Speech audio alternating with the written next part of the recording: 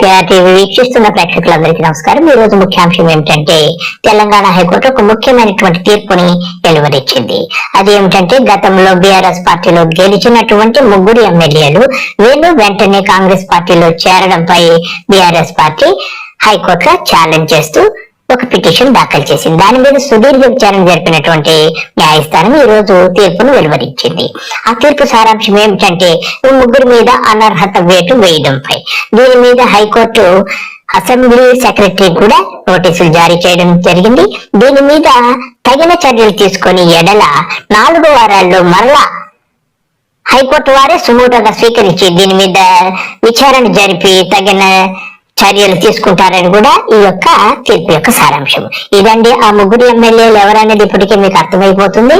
Station Ghanpur నుంచి భారీ మెజార్టీతో గెలిచినటువంటి కడియం శ్రీహరి గారు. ఆయన వయసు 72 సంవత్సరాలు అయినా కానీ ఆయనకి పదవి పైన వ్యామోహం పోలేదు.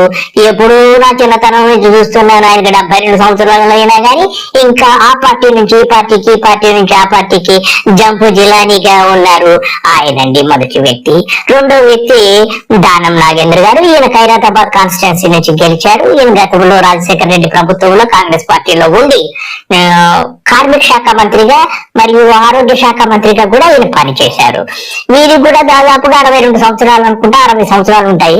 వీరు కూడా జంపు జిలానీగా గెలిచిన వెంటనే కాంగ్రెస్ పార్టీలోకి మరలా జంపు చేయడం జరిగింది. అలాగే మూడో వ్యక్తి ఎవరంటే తెల్లము వెంకట్రావు గారు. ఈయన ఖమ్మం నుంచి గెలుపొందారు. ఈయన కూడా వెంటనే కాంగ్రెస్ పార్టీలోకి దూరిపై తీర్థం చేసుకున్నారన్నమాట. వీరిని కూడా అనర్హత వేటు వేయమని చెప్పి బీఆర్ఎస్ పార్టీ కోరడం జరిగింది. ఈ ముగ్గురి మీద ఈ రోజు హైకోర్టు వారు తీర్పు వెలువడం జరిగింది. ఇక అసలు విషయానికి వస్తే ప్రతి రాజకీయ నాయకుడు ఇటువంటి పనులే చేస్తున్నారు. వీరే కాదు, వీళ్ళు మచ్చుకే ఉన్నారు. గతంలో ఎంతో మంది ఆ పార్టీలో గెలవడము, వెంటనే ఆ పార్టీలో మెజార్టీ రాకపోతే ప్రభుత్వాన్ని ఏర్పాటు చేసే స్థితిలో లేకపోతే ఏ ప్రభుత్వం అయితే ఏ పార్టీ ఏర్పాటు చేస్తుందో దాంట్లోకి జంపు చేయడం, ఇవన్నీ కూడా ఎలాగుందంటే ప్రజలు మిమ్మల్ని ఈ పార్టీని నమ్మి గెలిపిస్తే వెంటనే ఇంకో పార్టీలోకి జంపు చేయడం అనేది ఏమాత్రం కరెక్ట్ కాదు. ఇటువంటి రాజకీయ వ్యభిచారం చేసే నాయకులందరికీ ప్రతి రాజకీయ పార్టీ కూడా ఇది ఒక చెంపపెట్టులా ఉంటుందని ప్రజలందరూ కూడా భావిస్తున్నారు.